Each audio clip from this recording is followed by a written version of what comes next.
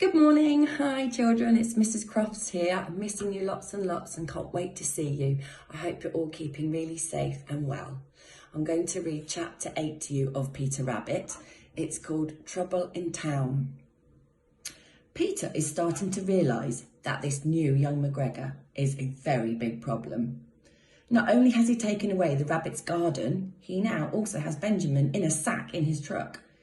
From their hiding place at the back of the truck, Peter and his sisters do everything they can to try to grab Benjamin through the open window, but nothing seems to work.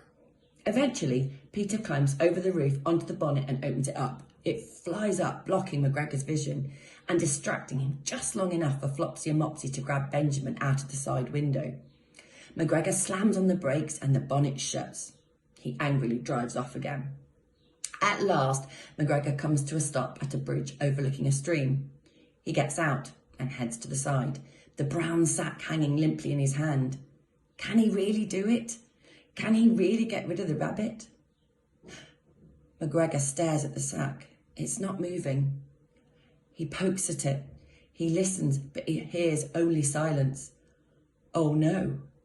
Is it dead already? He didn't really want that to happen, did he? McGregor slowly unties the bag, looks inside and takes out the binoculars that Bee gave him. The rabbit's made the switch somehow. Furious, he swings the bag into the air. It flies out of his hand and into the water below. Back at the truck, Peter and the triplets help Benjamin out of his bag. They look over to McGregor, who lets out a yell that can be heard throughout the land as he heads down to the river. Are you okay, big guy? Close one, huh? Says Peter as he helps Benjamin into his jacket. I could have been pied, says Benjamin. He has been pretty shaken by the whole episode. But you weren't, and what an adventure we had, says Peter, trying to make Benjamin feel better.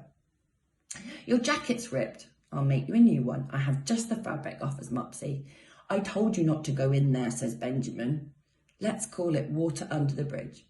Oh, sorry, bad choice of words, says Peter, feeling a little uncomfortable. Peter looks away from his cousin and sees McGregor squelt back to the bridge. He is soaked from head to toe, but at least he has his binoculars, saved from the stream. The rabbits dart out of his view and out of the reach, but McGregor just heads to the driver's seat. Look at him. I almost feel bad for the guy. Almost, says Peter as McGregor drives off. Turn here. Yep, here's good, says Peter, acting like a backseat driver. Luckily, McGregor can't hear him. New to the area, probably taking the next turn, just using more fuel. Here we go, and turn.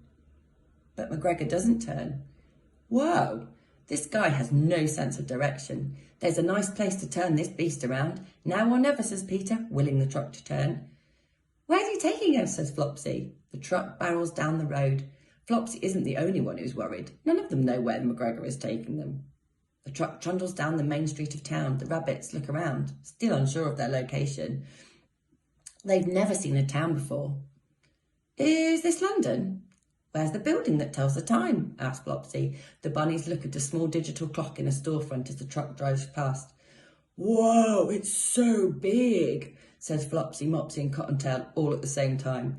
And there's the Queen. Everyone curtsy, says Cottontail, catching sight of a royal mailbox with a crown symbol.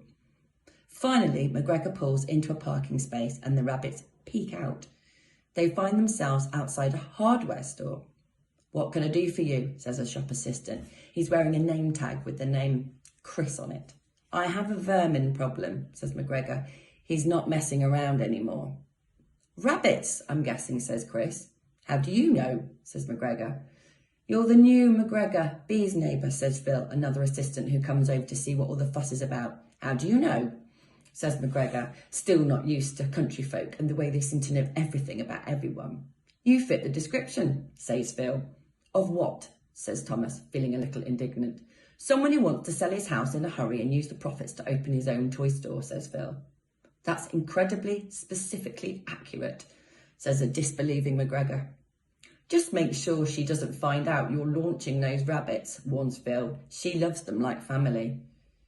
I think she just has a thing for those rabbits, says Chris. So how do I launch them? Asks McGregor.